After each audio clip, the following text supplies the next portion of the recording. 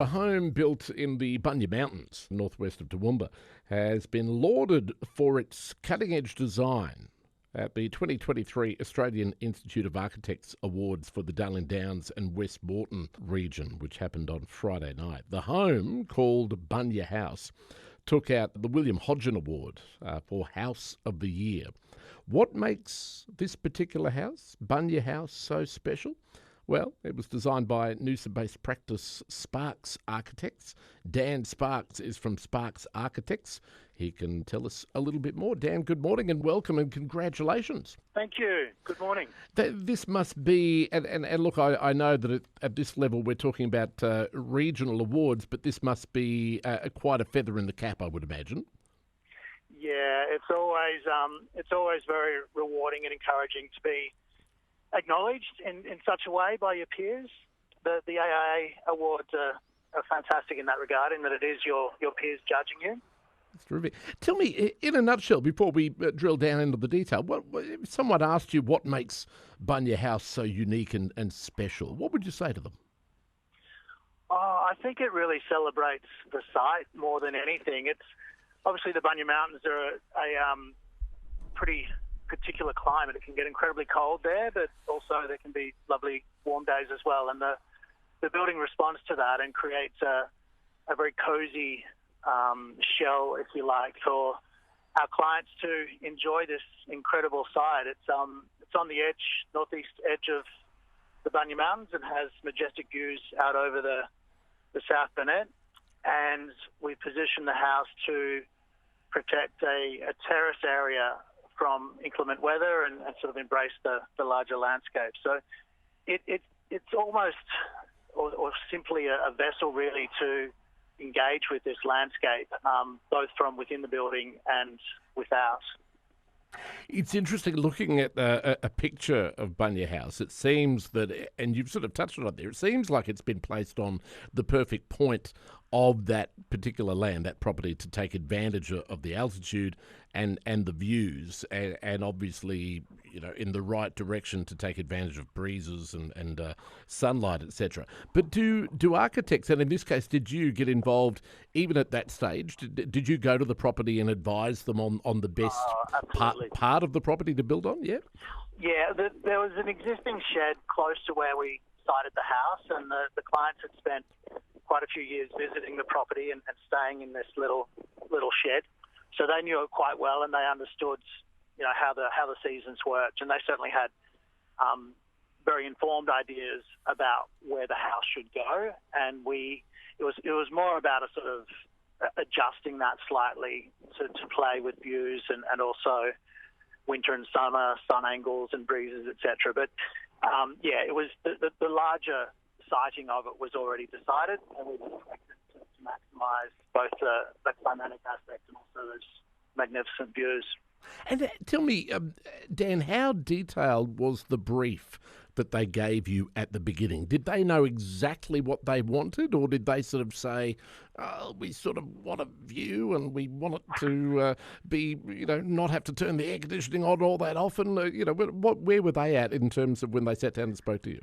Sure. So they were a very informed client. They love architecture, and they were quite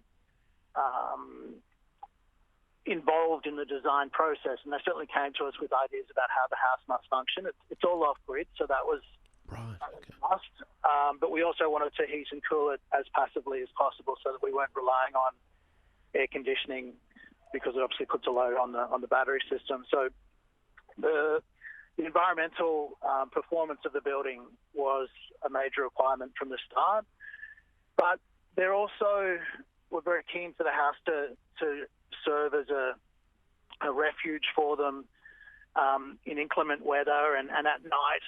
Most of their days are spent out on the property. They're sort of slowly improving the land and eradicating weeds and planting natives and stuff. So their time up there is primarily spent outside. But when it gets cold and at night and when the weather isn't so good, they want us to be able to retreat and get they feel very cozy and warm in what can be quite a brutal climate. Absolutely. So the aesthetic of it, no, but the function of it, yes, certainly. They had some pretty set ideas about how it needed to work for them. And how challenging was it to give them exactly what they wanted? It all happened pretty efficiently, to be honest. It was, there's, as I said, it's such a beautiful landscape that it was really a joy to come up with an architectural language and solution that, whilst simple in form and plan, still responded to that environment. So we used texture and form and colour to play off the bark and the branches and the foliage of the bunya trees themselves. Okay. And we used the placement of windows and openings to both embrace the large landscape, but also focus on some of the micro views, such as a limb coming off a bunya tree or details within the closer landscape. So there was, it's a very simple looking building, but there's a lot of thought put into how it functions and also how it responds to the context, both near and far. But yeah, it came about pretty efficiently, I've got to say, which was lovely. I must admit, again, looking at the picture and also reading, part of the, I think the write-up of why you were given this award was this refined simplicity that you talk about and these carefully framed views, and you've described that beautifully. But I'm just curious. You go and visit the property when there is no structure on it aside from this shed that you spoke of earlier. How easy, though, is it to design and picture and put windows in a place that they will capture just that perfect view when you can't even get yourself at that elevation? I mean, inevitably, I'm sure software and technology makes it easier, but does that make it so much easier, or do you still have to do extraordinary things to make sure that you put the window in just the right spot? Drones help. Right, Drones okay, yes. Been a big aid in that regard, because you can fly them to a specific height and know what you're going to be seeing at eye level or standing level, seating level. And we play with setting it out too. So we will sort of mark it out a couple of times on site and have a look at how that responds to particular views. So technology helps, but also just whacking in pegs and walking around the site is also a big part of the process. Silly me, I didn't even think of drones, but gee whiz, that would have made it a lot easier. Pre-drones, I suppose you would have just had to really hope, I suppose. Yeah, that's right. A very educated guess, but a guess nevertheless. That's right. You can, because it's a hill too, you can sort of pull back to the elevation. Yep. You might be experiencing further down the hill when the building does sit up a little bit. So there's a few strategies you can use. Yep. But thank goodness for technology on that. Just a final question, Dad. There's a lot of these elements that you've achieved here to make it, sort of passively comfortable to live in, to not have to rely on air conditioning or even fans, or do that as little as possible.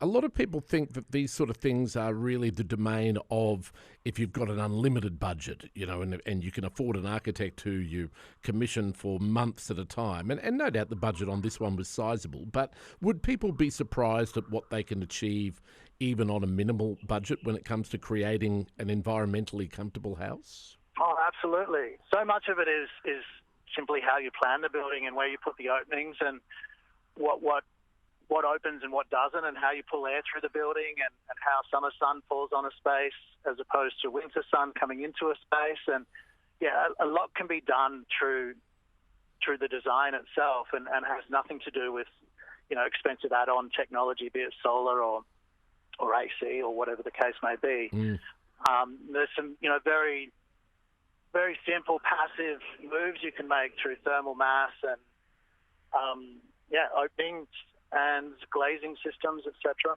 So yeah, it certainly doesn't have to be an expensive process to make buildings more sustainable. And do you get to be there the moment that, or on that first day, afternoon, or whatever, when the house is pretty much finished and the couple are going to spend their first night in the house? Do you get to be there to show them around and see their reaction to how everything has fallen into place, or is that a gradual process as the house is constructed? It depends. For this one, we were there almost at the very end when we did the final sort of defect inspection. Yep. Apologies for the noise. No, that's right. But it was a real joy to go back actually just recently after they'd been enjoying it for almost a year, and to hear how it works for them and how much they love it. Because it's not, it takes time to understand how a house is going to work and how you engage with it and what is successful and what's not. And when we caught up with them for the jury visit, I spent half an hour or so before with them and just talked through what they thought of it all. And fortunately, they loved it, and it worked as we hoped it would. Fantastic. That's the payoff for you. It is. That's the biggest reward I could ask for, really. That's a happy client and the building working the way it was intended.